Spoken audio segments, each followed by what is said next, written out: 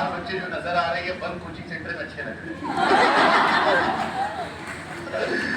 बढ़िया। बाकी पटना पहली बार आना हुआ है, बिहार पहली बार आना हुआ है, तो बहुत अच्छा लग रहा है आप लोगों को देख के। मेरा बहुत मन था खान सर से मुलाकात करने का, क्योंकि सोशल मीडिया के माध्यम से कई बार कई कॉम्प्लिकेटेड इश्यूज को बड़े हल्के फुल्के अंदाज में समझा देते हैं। मेरी मम्मी बहुत बड़ी फैन है सर की, बाय द वे। मम्मी की बात की है तो हमें ऐसा लगता है हम सब की माँ एक जैसी होती है, सबको बहुत मानती है। तो हम सर के आने 2 दिन पहले बात किए थे और थोड़ा सॉरी बोलेंगे उनसे, क्योंकि बाबा धाम का प्रसाद हम लोग नहीं ला पाए। एक्चुअली हम लाए थे, यहाँ लोग इतने आते हैं खा लिए और अब स्पेशली आपकी मम्मी के लिए रखे थे। तो बाबा धाम का भी तो सामान चल रहा है ना, हमारे काउंटर पर रखा था, कहते क्या है हमको यहाँ का है, हम ले ले, हम मना कैसे करें। तो अब नेक्स्ट टाइम जरूर लाएंगे। कोई नहीं, हमने खान सर को दिल्ली बुलाया अपने पॉडकास्ट में और आई एम श्योर वहां तक प्रचार आ जाएगा। हाँ जरूर आएगा। बाकी आप लोगों से आप सब अच्छा कर रहे हो, आई एम श्योर यहाँ पहुंचे हो घर वालों से दूर, कुछ घर वालों के पास बहुत सारे सपने लेकर। मेरी लाइफ का एक्सपीरियंस इतना रहा कि मैं जब कॉलेज के टाइम में था और जब मैं बाद में एंकर बना, तो मेरे मन में कई बार ये सवाल आता था कि ऐसा क्या था कि जो मैं, आपको शायद कुछ लोग जानते होंगे, मैंने बीटेक मैकेनिकल इंजीनियरिंग, तो बीटेक से जब मैं टीवी की दुनिया में आया तो मेरे करियर में सक्सेस बहुत तेज आने लगे। मैं उन कुछ जर्नलिस्ट में था जो बहुत जल्दी नाम कमाने लगे। तो फिर मेरे मन में ख्याल आया कि यार टैलेंट तो पहले भी होगा मुझ में, तो वहां पर सक्सेस उतनी तेज क्यों नहीं मिली, क्योंकि मैं अपने स्कूल में एवरेज लड़का था और टीवी की दुनिया में मैं धीरे धीरे एक्स्ट्राऑर्डिनरी बनता गया। मैंने आज तक से रिटायरमेंट लिया था, मैं पहला एंकर था जिसे टीवी से निकाला नहीं गया था, स्वेच्छा से छोड़ के गया था। तो ये थॉट आया कि मैं काम चाहिए, हम स्टेप फॉरवर्ड बोल देते हैं, लेकिन सच में बहुत अच्छा है। तो इसका रीजन क्या था, रीजन मैं आपको शेयर करना चाहता हूं।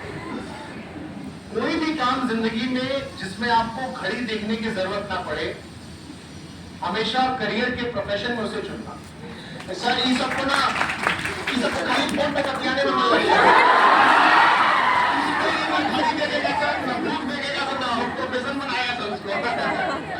आप सब्जी का ठेला भी लगाओ, लेकिन अगर आपका मन लगता है सर उसमें भी क्रिएटिविटी है, बिल्कुल उसमें भी घंटा गाड़ दो। लेकिन कोई भी ऐसा काम जिसमें आपको बार बार घड़ी देखना पड़े, जैसे कई बार मैं सर से बात कर रहा था कि ऐसे कोचिंग सेंटर में भी पढ़ाई करते थे और मैं पीछे आके बैठ जाया करता था, और फिर 2-3 साल हम घर पे सिर्फ कहते थे कि तैयारी कर रहे हैं। क्या कर रहा है लड़का, तैयारी कर रहा है, और फिर तैयारी का रिजल्ट आता था, कई बार संकोच करते थे और बड़ी सारी परेशानियां हुई। ये एग्जाम होते थे, अक्सर पूछते थे कि भाई तुमसे क्या पूछा सर ने। टीवी में ये सवाल कभी नहीं आया। उसका रीजन ये होता है कि जब आप अपने पसंद की चीज को करते हो तो आपको किसी को पुश नहीं करना पड़ता, आप किसी को आपको उठाना नहीं पड़ता, किसी को आपको पढ़ने के लिए कहना नहीं पड़ता, वो काम करने के लिए कहना नहीं पड़ता। और जब आपका एवरेज दिन होगा, कि आप हर दिन अपना बेस्ट नहीं दे सकते हो, लेकिन आपका एवरेज भी आपके चॉइस ऑफ फील्ड पे किसी और के बेस्ट से बेहतर हो जाता है। तो इसलिए अपने करियर में आप क्या करते हो वो आपका फैसला है। मैं सर के कोचिंग बिल्कुल बंद करवाने या कम करवाने के लिए नहीं, लेकिन जो करना शिद्दत से करना, दिल से करना या मत करना, क्योंकि 140 करोड़ की आबादी वाले देश में मीडियोकर्स की जरूरत नहीं है, और जितनी मेहनत करनी है वो अभी करना, क्योंकि अगर आपको आपके सपनों को पूरा करना है तो बाकी लोगों से थोड़ी ज्यादा मेहनत एक उम्र में करनी होगी। जो 11th-12th में करता है उसको टॉप कॉलेज मिल जाता है, जो कॉलेज में करता है उसको अच्छा प्लेसमेंट मिल जाता है, उसके बाद जिंदगी को अवसर और देती है तैयारी करने का। जो तीनों में नहीं करता है वो ताउम्र मेहनत करता है। तो ये आपको डिसाइड करना कि बाकी लोगों से 5 साल एक बार में ज्यादा मेहनत करके जिंदगी संवार है या पूरी जिंदगी मेहनत करके, वो आपके अपने सपने। बाकी एक शेर मैं कहना चाहूंगा, मैं हमेशा शेर से बड़ा इंस्पायर रहता हूं कि जहाजों को जो डुबा दे उसे तूफान कहते हैं, और तूफानों से जो टक्कर ले उसे इंसान कहते हैं। और ये मेरी फेवरेट लाइन है कि वो कौन सा आपदा है जो हो नहीं सकता, तेरा जी न चाहे तो क्या हो नहीं सकता। वो कौन सा आपदा है जो हो नहीं सकता, तेरा जी न चाहे तो क्या हो नहीं सकता। एक छोटा सा चीता जाके पहाड़ के ऊपर घर करे, क्या ये लड़के अपने ख्वाबों को मुकम्मल न कर सके।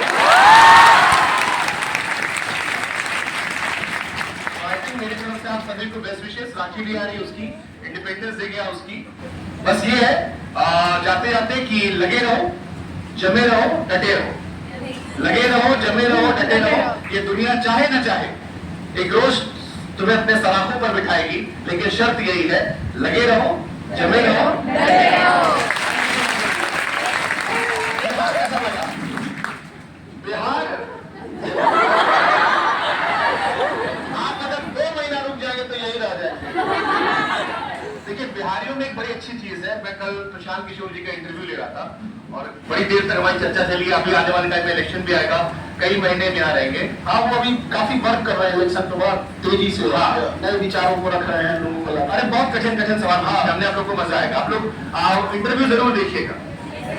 हमेशा देखते हैं, हमेशा देखते हैं। पॉलिटिकल इंटरव्यू जरूर देखिएगा। अक्सर नेता लोग डरते बहुत है, चाहे इधर के हो या उधर के। आप उनसे अगर कहिए कि इंटरव्यू करना है तो पहला सवाल पूछने क्या वाले, और ये केवल सरकार वाले नहीं, उधर वाले भी पूछते क्या पूछने क्या वाले।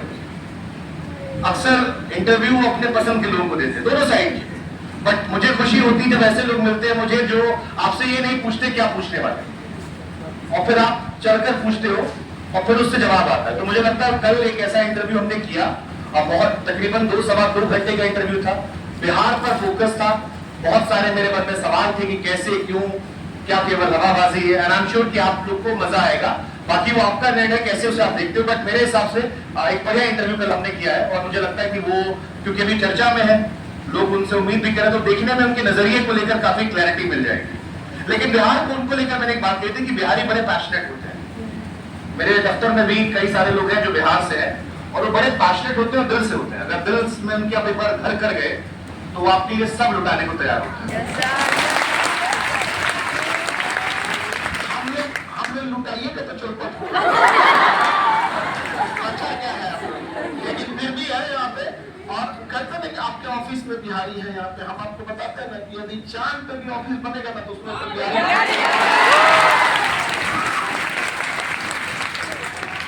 चाहेंगे कि बिहार का टैलेंट जो बिहार में भी काम आए। हाँ बिल्कुल, ये हमारी टैलेंट दुनिया में काम कर रहा है, बिहार का टैलेंट बिहार में भी आना चाहिए और उससे बिहार का बड़ा भला होगा। तो आप प्रेस रिव्यू में तैयारी कर रहे हैं, आपके सपने पूरे होंगे। लेकिन जब आपके सपने पूरे हो तो आप भी कोशिश कीजिएगा कि आपके शहर के, आपके गांव के कुछ लोगों के सपने आप भी पूरे करवाइएगा, क्योंकि समाज का नहीं कर लेगा। अगर आप में से किसी के जहन में कोई सवाल आप पूछ सकते हो मुझसे, क्योंकि कई बार ऐसे मौके रोज नहीं मिलते हैं।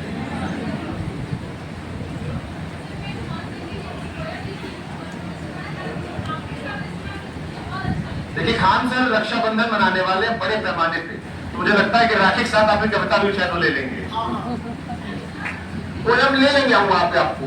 आप पोयम लिख के लाइए कुछ। सर से कोई सवाल पूछता है पूछिए, हमको पोयम आप तो पोयम मेरे पे लिखिए। सर से कोई सवाल है तो पूछ लीजिए। पोयम राखी के दिन सुना दीजिए, ठीक है। राखी आपका 2 दिन बचा हुआ है आपके पास। हाँ, उस दिन पोयम आप सुना दीजिए।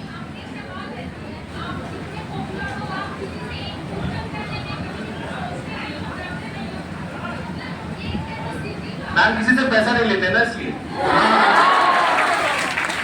लोगों के लिए हम सवाल दोहरा देते हैं कि लड़की का क्वेश्चन था कि सर आप इतने फेमस हैं, इतने आगे जा चुके हैं, फिर भी आप किसी से सवाल पूछते हैं तो डरते क्यों नहीं है। तो सर का जवाब था कि पैसे किसी से नहीं लेते हैं।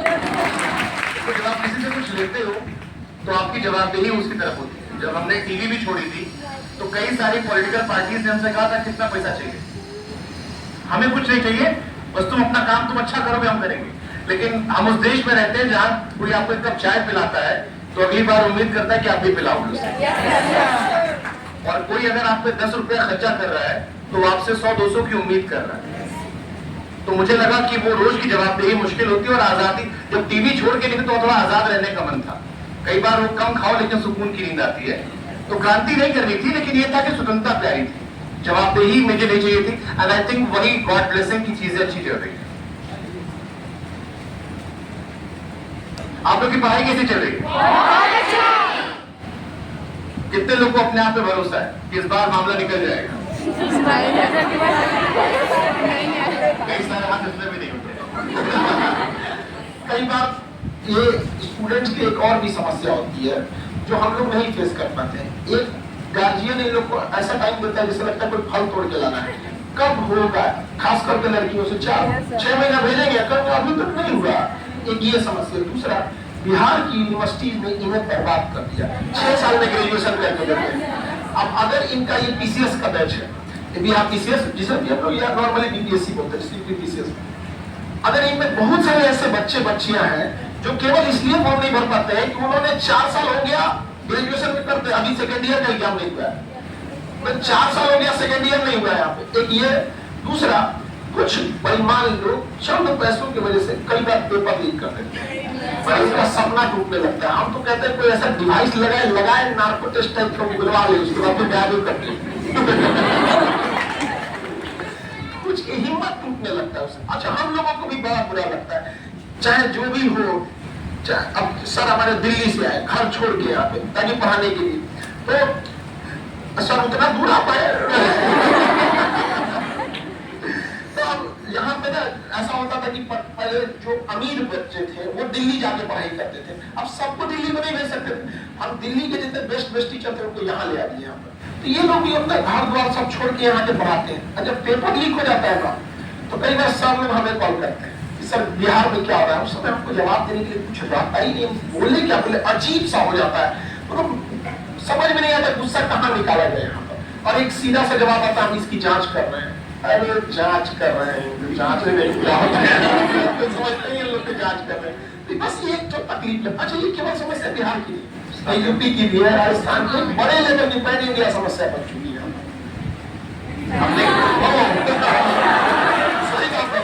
कोई ना कोई तो करता ही होगा यहाँ पे। अब होता है यहाँ पे, गाँव में नहीं, धारा बन गया है, पैसा से नौकरी मिल रही है। क्षणिक फायदा सबको चाहिए होता है, जो मेहनत नहीं कर रहा पैसा दिखा रहा है, किसी को नेता बन के लूटना है, वो कई बातें, मतलब मैं सहमत हूँ इस बात से कि अगर आप जात देख के वोट देंगे तो जाहिर सी बात है जो नेता आएगा वो आपको पैसा दे के आपका वोट ले रहा है, तो पैसा कहाँ से लाएगा। जात के साथ बात भी देख रहा है, मतलब जात भात जो भी आ रहा है, कोई लोग छोटी लोग नहीं, वो तो कई सारी चीजें हो रही है, लेकिन जब आप आदमी की जगह जाति, और ये बहुत सच्चाई भी है, आप मैं जैसे आप में से इतने लोग बैठे हो, मैं दावे से कह सकता हूँ कि 70% लोगों का नाम सुन के बता सकता हूँ आप किस पॉलिटिकल पार्टी को वोट देते हैं। ये तो 60-70% लोगों के बारे में, 30% वो होते हैं जिनमें 5-10% रियल एक्सेप्शन होते हैं, बाकी आप किसी पॉलिटिकल पार्टी से तो डायरेक्ट जुड़े हुए या बेनिफिट ले रहे हैं तो आप अपने कास्ट के अलावा वोट देते हैं, वरना सबका तय होता है, मेरे परिवार से लेकर आप सबका एक कह सकते हो। तो आई थिंक ये परसेप्शन तोड़ना बहुत जरूरी है, नहीं तोड़ोगे तो फिर नेता को पैसा चाहिए। अब नेता की फंडिंग में तो कोई कर रहा है ना, इलेक्शन में खर्चा कर रहा है, गाड़ी चलवा रहा है, हेलीकॉप्टर लेके उड़ रहा है, कोई पैसा दे रहा है, तो पैसा वो रिटर्न में तो चाहिए होगा, तो रिटर्न अपने घर से तो देगा नहीं, तो कहां से लाएगा। ऐसे ही कुछ ना कुछ कांड होंगे, कभी घोटाला होगा, कभी आपके पेपर लीक होंगे, कभी कुछ होगा, तो आई थिंक वो भी एक बड़ी समस्या है, बट वो हमारे हाथ में नहीं है। हमारे हाथ में है कि हम अपना सक्सेस कैसे पाए। तो एक छोटा सा फॉर्मूला मैं आप लोग को देके जा रहा हूँ, बहुत इजी फॉर्मूला है 3C का। मेरे हिसाब से फील्ड कोई भी हो, अगर ये 3C का फॉर्मूला अपनाते हैं तो आप लाइफ में सक्सेसफुल हो सकते हैं। अब 3C में क्या है? पहला कॉन्फिडेंस, इसलिए मैंने आप लोगों से पूछा था कि आप में से कितने लोग को लगता है कि इस साल निकल जाएगा वहां। तो सबसे पहला तो आपको आत्मविश्वास होना चाहिए कि मैं कर लूंगा। जैसे खान सर से मैंने बात की, सर ने कहा कि पहले मैं ट्यूशन पढ़ाता था, but he was having confidence कि मैं कर लूंगा, एंड आई एम श्योर इनके सपने आगे भी होंगे कि ये भी कर लूंगा। तो पहले आधी लड़ाई तो यहां से होती है कि आपको भरोसा है कि भाई अगले साल रिजल्ट जब आएगा तो मैं देखने जाऊंगा, मेरा नाम है। अगर मैं नीचे से देखना शुरू कर रहा हूं, मुझे डर है, तो आधा काम वही खत्म हो गए। तो first is confidence, second clarity, कि अब ये तो है कि हम कर लेंगे गुरु, अब करेंगे कैसे? तो करने का तरीका सर है, वो अलग अलग फील्ड के अलग अलग है, वो आप अपने सीनियर समझ सकते हो किस फील्ड में आप क्या कर रहे हो। But first should be confidence, second should be clarity, कैसे किया जाएगा, and the last should be consistency. वो शाहरुख खान ने कहा था ना कि आपकी तबीयत खराब होगी, गर्लफ्रेंड नाराज होगी, बॉयफ्रेंड गुस्सा हो जाएगा, बीच में ब्रेकअप हो जाएगा, कभी घर में पैसों की समस्या होगी, कभी रोड पे बारिश होगी, कभी ऑफिस आने का मन नहीं करेगा, बहुत सारे इश्यूज होंगे, लेकिन उन सब के बीच में रोज आपको कंसिस्टेंसी रखना है उस पीरियड में कि सपना पूरा हो। सो अगर आप में कॉन्फिडेंस है, उसके साथ क्लैरिटी है, और with clarity you have consistency. एक और बता दें, जैसे हम ट्यूशन शुरू किया किए थे, आज टीचिंग बन गया यहाँ पे। आज ऐसा गरीब विद्यार्थी भारत के किसी कोना पे वो ये नहीं कर सकता है खान सर कराता है मेरी पढ़ाई रुक सकती है, चाहे जिस फील्ड की पढ़ाई करे। इसीलिए नीट जेईई में भी हम लोग स्टार्ट किए कि उसमें आप।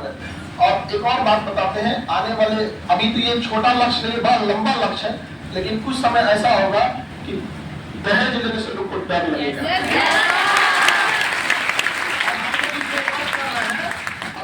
धीरे धीरे थोड़ा साथ चाहिए, धीरे धीरे थोड़ा वर्क कर, अचानक नहीं जाना चाहिए, मतलब किसी आग में हाथ डालने से पहले देखना चाहिए कितना गर्म है, उसी हिसाब से रखना चाहिए। एक ये भी समझता कि वो दहेज का पैसा आपकी पढ़ाई पे खर्च हो सके, और जिस दिन आप लोग पढ़ लीजिएगा उस दिन सबसे ज्यादा फायदा इस देश को होगा, क्योंकि एक पक्षी कभी अपने एक पंख से नहीं उड़ सकता है। हम पुरुषों को लगता है कि हम लोग आगे बढ़ा सकते हैं, आज तक ट्राई कर रहे हैं लोग 70 साल से। एक बार आप लोग का भी साथ मिल जाएगा, सब आगे बढ़ेंगे। बाकी आप सब लोग को अच्छा लगा होगा। सर अपने फील्ड में एकदम बेस्ट किया, आप लोग भी अपने अपने फील्ड में जाइएगा, बेस्ट कीजिएगा, ठीक है? चलिए आप सब लोगों को हैप्पी रक्षाबंधन।